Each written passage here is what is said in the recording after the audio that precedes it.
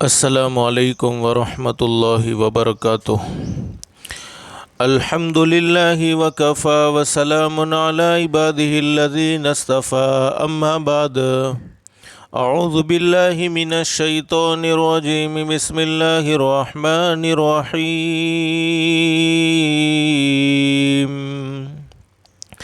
من عمل صالحا من ذکر او انثى وهو مؤمن فلنحيينه حياة طيبة وَلَنَجْزِيَنَّهُمْ أَجْرَهُمْ بِأَحْسَنِ مَا كَانُوا يَعْمَلُونَ۔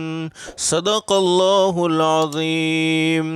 رب اشرح لي صدری ويسر لي أمری واحلل عقدۃ من لسانی يفقهوا قولی۔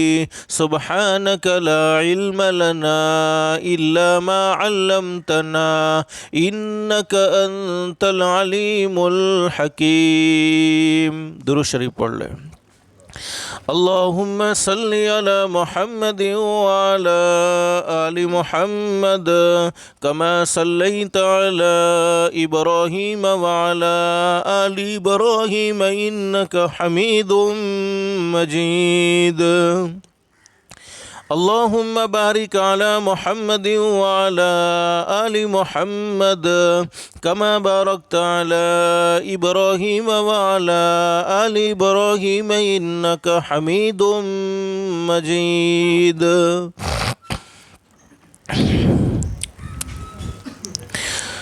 اللہ کا ہم سب پر بہت بڑا احسان اور بہت بڑا کرم ہے کہ اللہ نے ہم سب کو تھوڑی دیر کے لیے یہاں جمع فرمایا۔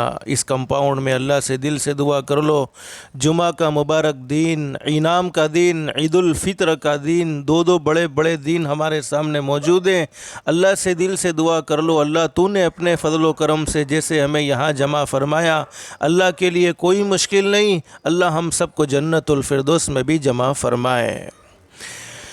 میرے پیارو، یہ جمعہ کا مبارک دن اور عید کا بھی مبارک دن، اور حدیث شریف میں حضرت اقدس نبی کریم صلی اللہ علیہ وسلم نے ارشاد فرمایا، جمعہ کا دن عید الفطر یعنی رمضان کی عید اور عید الاضحیٰ یعنی بقرہ عید سے بھی افضل ہے۔ اور ایک حدیث میں کیا فرمایا نبی کریم صلی اللہ علیہ وسلم نے، جمعہ کے دن کی 2 رکعت نماز باقی دنوں کی 1000 رکعت نماز سے افضل ہے، اور جمعہ کے دن کی 1 تسبیح باقی دنوں کی 1000 تسبیح سے افضل ہے۔ ایک خوشی تو یہ تھی کہ جو ہم اپنی مرضی سے لیتے، لیکن ایک خوشی یہ ہے کہ ہمارا پیدا کرنے والا اللہ ہمیں خوشی دے رہا ہے۔ حدیث میں حضرت نبی کریم صلی اللہ علیہ وسلم کا ارشاد علی ہے، میری امت کے صرف 2 تہوار ہیں، ایک عید الفطر ہے اور ایک عید الاضحیٰ ہے، لیکن میرے پیاروں مجھے اس وقت مختصر آپ کو بتلانا یہ ہے، مسلمان جن حالات سے گزر رہے ہیں وہ حالات ہمارے سامنے واضح اور کھلے ہوئے ہیں۔ اللہ سے دعا کر لو اللہ پاک ہر آنے والے دن کو جانے والے دنوں سے بہتر بنائے، چونکہ اللہ پاک کے نبی حضرت محمد الرسول اللہ صلی اللہ علیہ وسلم کا ارشاد علی ہے کہ جمعہ کے دن میں اور عید کے دن میں دعا قبول ہوتی ہے، اور حضرت نبی کریم صلی اللہ علیہ وسلم کا ارشاد علی ہے، جب میرے امتی عید کی نماز ادا کرنے کے لیے جمع ہوتے ہیں، آخرت کے بارے میں اللہ سے سوال کرتے ہیں، اللہ پاک ان کے سوال کو ضرور قبول فرماتے ہیں۔ ہاں، اگر دنیا کے بارے میں کوئی چیز مانگی ہو، دنیا کے بارے میں کوئی سوال کیا ہو، تو اللہ پاک مصلیحت کو پیش نظر رکھتے ہیں، اگر چیز دینے جیسی ہوتی ہے دنیاوی تو دے دیتے ہیں، چونکہ ہم اپنے فائدے اور اپنے نقصان کو نہیں جانتے، ہمارا پیدا کرنے والا اللہ ہمارے فائدے سے بھی واقف ہیں اور ہمارے نقصان سے بھی واقف ہے۔ لیکن میرے پیارو، یہ عید کے مبارک دن میں دعا کر لو اللہ امت مسلمہ پر حالات جو چل رہے ہیں تمام حالات کو دور فرمائے۔ حالات کی وجہ سے ہم نے مسجد کو چھوڑ کر یا کمپاؤنڈ میں نماز ادا کرنے کا ارادہ کیا، اللہ کی ذات تو ہر جگہ پر موجود ہے، اللہ ہر جگہ قبول کرنے والا ہے، لیکن میرے پیارو میں اس وقت آپ کو ایک خزانہ دینا چاہتا ہوں، آپ قبول کرو گے انشاءاللہ، اور وہ خزانہ میں اپنے طرف سے نہیں دے رہا، ہمارے آقا حضرت محمد الرسول اللہ صلی اللہ علیہ وسلم نے اپنی امت کو دیا ہے۔ اور اس خزانے کو ہم نے قبول کر لیا اور اپنی زندگی میں داخل کر لیا تو اللہ کی ذات عالی سے امید ہے اللہ پاک حالات کو درست فرما دیں گے اور ہر آنے والا دن جانے والے دنوں سے بہتر بنائیں گے۔ اور اللہ سے ایسی عزت مانگنی چاہیے جس کے بعد کبھی ذلت نہ ہو، اللہ سے ایسی مالداری مانگنی چاہیے جس کے بعد کبھی غربت نہ ہو، اللہ سے ایسی خوشحالی مانگنی چاہیے جس کے بعد کبھی تنگحالی نہ ہو۔ میں آپ کو وہ خزانہ دینے جا رہا ہوں، اللہ سے دل سے دعا کر لو، اللہ ہم سب کو عمل کی توفیق نصیب فرمائے۔ حدیث کی کتاب بخاری شریف، آپ جانتے ہیں قرآن کریم کے بعد جس کا درجہ ہے بخاری شریف، بخاری شریف میں حدیث موجود ہے۔ مدینۃ المنورہ اللہ ہر ایک کو حاضری نصیب فرمائے، کہہ دو آمین، اخلاص اور للہیت کے ساتھ، ادب کے ساتھ، چونکہ عید کا مبارک دن اللہ پاک قبولیت کی گھڑی میں سن لے گا تو ہمارا کام بن جائے گا انشاءاللہ۔ مدینۃ المنورہ کا واقعہ ہے کہ ایک مرتبہ ایک صحابی سخت بیمار ہو گئے اور بیماری ایسی بڑی کہ چلنے کی طاقت صحابی کے اندر نہیں ہے، کھڑے ہونے کی طاقت نہیں ہے، بیٹھنے کی طاقت نہیں ہے، صحابی چل نہیں سکتے، کھڑے نہیں ہو سکتے، بیٹھ نہیں سکتے، بلکہ حدیث شریف میں موجود ہے کہ صحابی کا پورا بدن لکڑی کی طرح سوکھ چکا ہے۔ حضرت اقدس نبی کریم صلی اللہ علیہ وسلم کو خبر پہنچی، اور میرے پیارو جب ہم حضرت نبی کریم صلی اللہ علیہ وسلم کی زندگی کو پڑھیں گے اور حضرت نبی کریم صلی اللہ علیہ وسلم کی زندگی کو سنیں گے تو یہ فیصلہ کرنے پر مجبور ہو جائیں گے کہ ہمارے ماں باپ سے بھی اگر ہم سے زیادہ کوئی محبت کرنے والا تھا تو ہمارے آقا حضرت محمد الرسول اللہ صلی اللہ علیہ وسلم محبت کرنے والے تھے۔ حضرت اقدس نبی کریم صلی اللہ علیہ وسلم وہ بیمار صحابی کی عیادت کے لیے، یعنی بیمار صحابی کی خیر خیریت کو معلوم کرنے کے لیے تشریف لائے۔ حدیث شریف میں موجود ہے حضرت نبی کریم صلی اللہ علیہ وسلم نے بیمار صحابی سے پوچھا، اللہ کے بندے بیماری کے ایام گزر رہے ہیں، بیمار ہو، بیماری کے دنوں میں تم اللہ سے کیا دعا مانگتے ہو؟ اور آپ کو یہ بات معلوم ہونی چاہیے جیسے رمضان کے مہینے میں دعائیں قبول ہوتی ہے، عید کے دن میں دعائیں قبول ہوتی ہیں، جمعہ کے دن میں دعائیں قبول ہوتی ہیں، اسی طریقے سے بیمار آدمی کی بھی دعا قبول ہوتی ہے۔ اور حدیث شریف میں ابن ماجہ کی حدیث میں موجود ہے حضرت فاروق اعظم رضی اللہ تعالیٰ عنہ سے حضرت نبی کریم صلی اللہ علیہ وسلم نے فرمایا، عمر جب کوئی آدمی بیمار ہو جائے تو اس کو دعاؤں کے لیے کہو، اس لیے کہ بیمار آدمی کی دعا فرشتوں کی دعا کی طرح قبول ہوتی ہے۔ اب ہمارے نبی نے وہ بیمار صحابی سے پوچھا کہ بیماری کے دنوں میں تم اللہ سے دعا کیا مانگتے ہو، تم اللہ سے سوال کیا کرتے ہو؟ تو صحابی نے کہہ دیا، میرے محبوب میں اللہ سے دعا مانگتا ہوں، الہ العالمین دنیا کی زندگی تو شارٹ زندگی ہے، دنیا کی زندگی تو ختم ہونے والی زندگی ہے، دنیا کی زندگی تو ختم ہو جائے گی، بیماری بھی ختم ہو جائے گی، دنیا کی زندگی میں جتنی تکلیفیں تو مجھے دینا چاہتا ہے دے دے، لیکن کل آخرت کی تکلیف سے تو مجھے محفوظ فرما لینا، آخرت کی تکلیف سے تو مجھے بچا لینا۔ دعا بھی کیسی پیاری مانگ رہے ہیں، لیکن حدیث شریف میں موجود ہے ہمارے نبی نے صحابی کی اس دعا کو سن کر ناگواری کا اظہار فرمایا، اور ہمارے نبی نے صحابی سے فرمایا، میرے صحابی ایسی دعا کیوں مانگتے ہو؟ اس لیے کہ نہ تم دنیا کی تکلیف کو برداشت کر سکتے ہو۔ بولو دنیا کی تکلیف برداشت ہوتی ہے؟ نہیں ہوتی۔ نہ تھوڑی سی گرمی ہم برداشت کر سکتے ہیں، نہ تھوڑی سی سردی ہم برداشت کر سکتے ہیں، بلکہ زندگی میں کوئی اور دکھ آ جائے تو اس دکھ کو بھی ہم برداشت نہیں کر سکتے۔ فرمایا نبی کریم صلی اللہ علیہ وسلم نے، میرے صحابی تم ایسی دعا کیوں مانگتے ہو؟ اس لیے کہ نہ تم دنیا کی تکلیف کو برداشت کر سکتے ہو، نہ آخرت کی تکلیف کو برداشت کر سکتے ہو۔ اب صحابی نے پوچھا، اللہ کے نبی میں کون سی دعا مانگوں؟ بس وہ دعا میں آپ کو بتلانا چاہتا ہوں، آج سے ہم مانگنا شروع کریں گے انشاءاللہ، اور اللہ کی ذات عالی سے امید ہے میرے پیارو ہمیں ہمارے نبی کے فرمان پر یقین ہونا چاہیے۔ ہمارے نبی سے بڑھ کر دنیا میں کوئی سچا انسان نہیں، بلکہ ہمارا عقیدہ تو یہ ہونا چاہیے، پہاڑ اپنی جگہ سے حرکت کر سکتا ہے لیکن شہنشاہ کائنات حضرت محمد رسول اللہ صلی اللہ علیہ وسلم کی زبان مبارک سے نکلی ہوئی کوئی بات غلط نہیں ہو سکتی ہے، بلکہ میرے پیارو دعاؤں میں اللہ نے وہ طاقت رکھی ہے جو حاکم کی حکومت میں نہیں رکھی ہے، دعاؤں میں اللہ نے وہ طاقت رکھی ہے جو ڈاکٹروں کی دوائیوں میں نہیں ہوتی ہیں، دعاؤں میں اللہ نے وہ طاقت رکھی ہے جو طبیب کی حکمت میں نہیں ہوتی ہے۔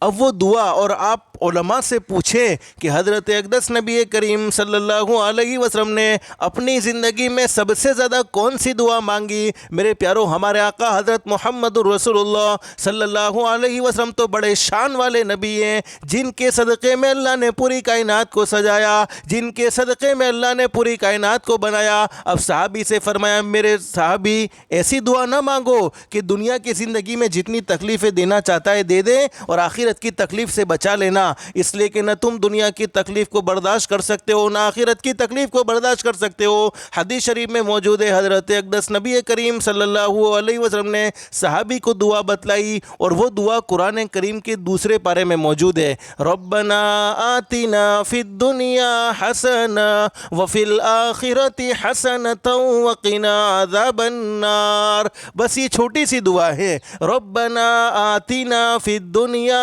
حسنۃ وفی الآخرۃ حسنۃ وقنا عذاب النار۔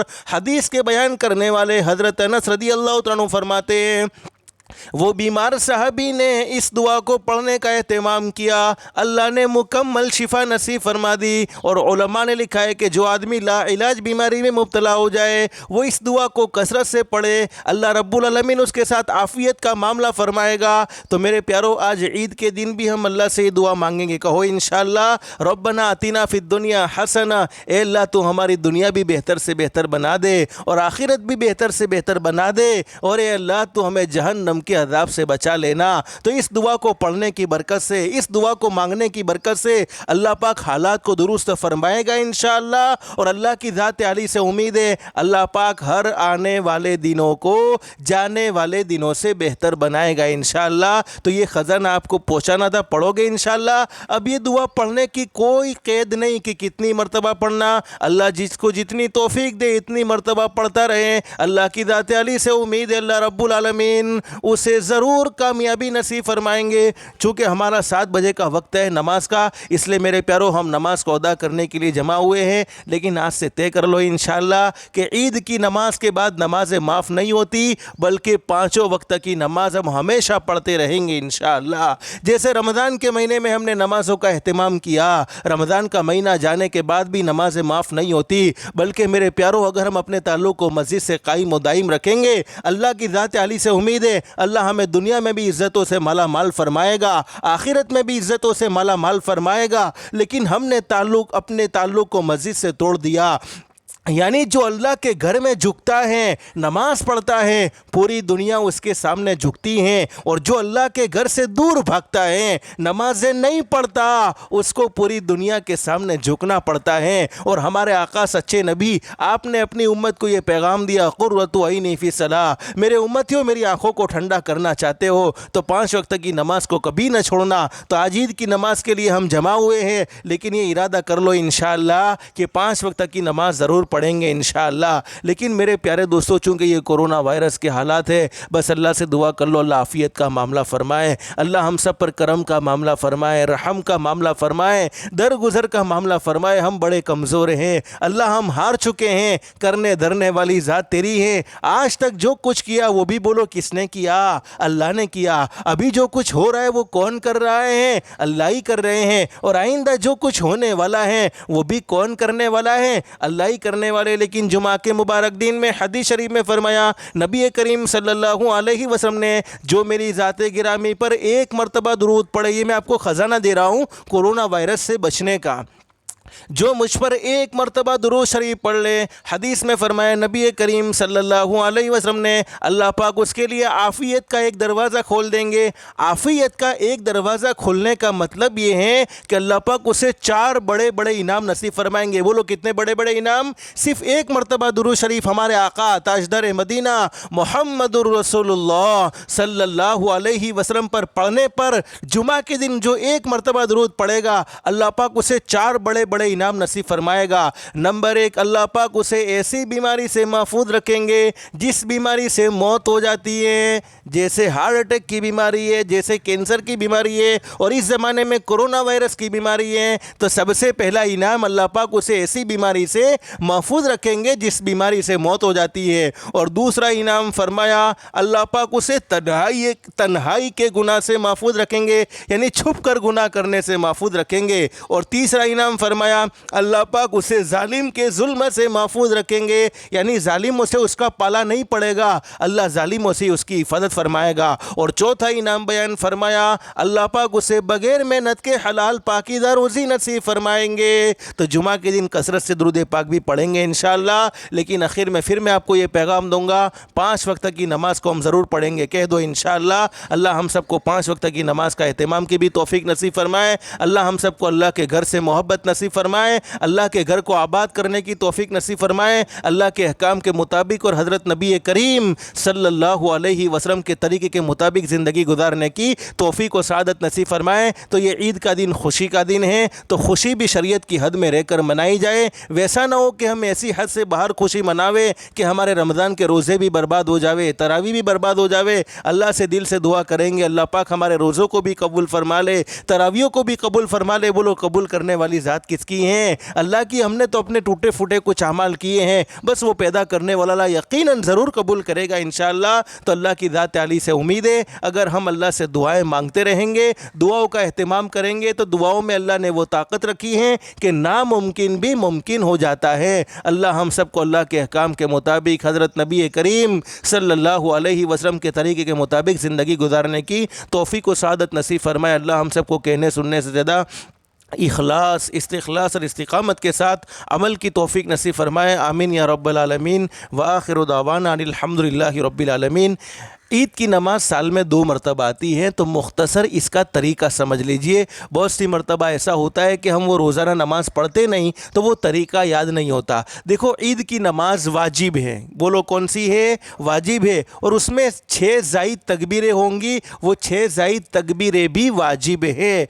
और मेरे प्यारो, सबसे पहले जब हम नमाज़ पढ़ते हैं तो क्या करते? बोलो नियत करते। बोलो करते कि नहीं करते नियत? लेकिन नियत के लिए कोई ज़ुबान से बोलने की कोई ज़रूरत नहीं है। जैसे हमारे नमाज में बोलते हैं ना, मैं 2 रकात नमाज़ पढ़ता हूँ फलाने इमाम के पीछे, मुँह मेरा किबले की तरफ, ये सब बोलने की कोई ज़रूरत है ही नहीं। बस हम नमाज़ पढ़ने के लिए आए, ये दिल के इरादे का नाम यही नीयत है। दिल में इरादे का हो जाना यही नीयत है। लेकिन बहुत सौ को ये तसल्ली नहीं होती कि नहीं मुझे तो बोलना ही बोलना है, अगरचे दिल में इरादा हो लेकिन बोलना ही बोलना है। तो फिर ईद की नमाज के लिए इस वक्त हम जो नमाज पढ़ने के लिए आए वो ईद उल फित्र की नमाज है। ईद उल फित्र की नमाज की नियत कैसे करेंगे? मैं 2 रकात वाजिब ईद उल फित्र की पढ़ता हूँ 6 ज़ायद तकबीरों के साथ, मुंह मेरा किबले की तरफ, पीछे इस इमाम के।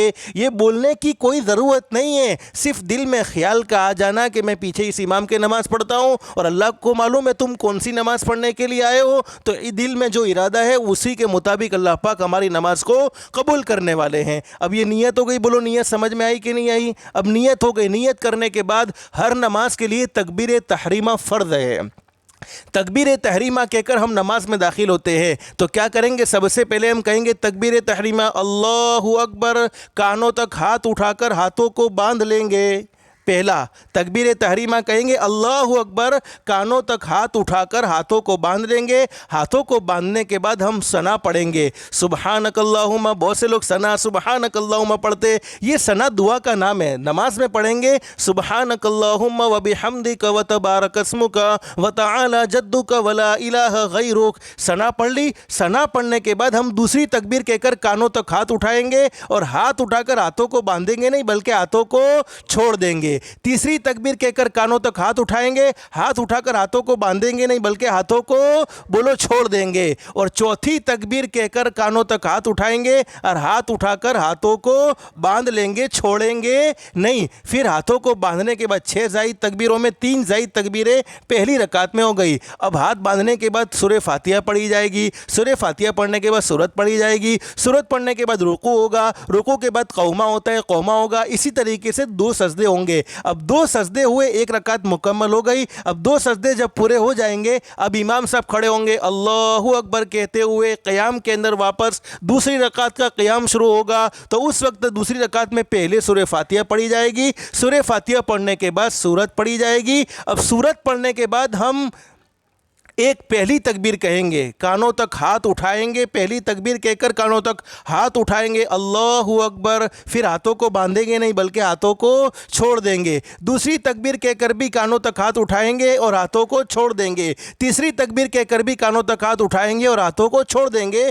और चौथी तकबीर में रुकू में चले जाएंगे। समझ में आ गया ये तरीका? तो पहली रकात में 3 साइद तकबीरें हुई, दूसरी रकात में 3 साइद तकबीरें हुई, फिर रुकू में जाएंगे, इसी तरीके से कौमा होगा, इसी तरीके से 2 सजदे होंगे, इसी तरीके से कायदे अखीरा होगा और नमाज मुकम्मल होगी। नमाज के मुकम्मल होने के बाद कुछ मुख्तसर दुआ होगी। मुख्तसर दुआ के बाद खुतबे होंगे, 2 खुतबे, और ईद का खुतबा सुनना भी वाजिब है। नमाज का पढ़ना वाजिब, इसी तरीके से खुतबे का सुनना भी वाजिब है। तो इसी तरीके से हम नमाज अदा करेंगे इंशाअल्लाह। सबको उम्मीद है कि तरीका समझ में आ गया होगा। अल्लाह हम सबको ईद की नमाज भी सही सही अदा करने की तौफीक नसीब फरमाए और अल्लाह हम सबको मौत तक 5 वक्त की नमाज का एहतमाम की तौफीक व सआदत नसीब फरमाए। अब सफ़े दुरुस्त कर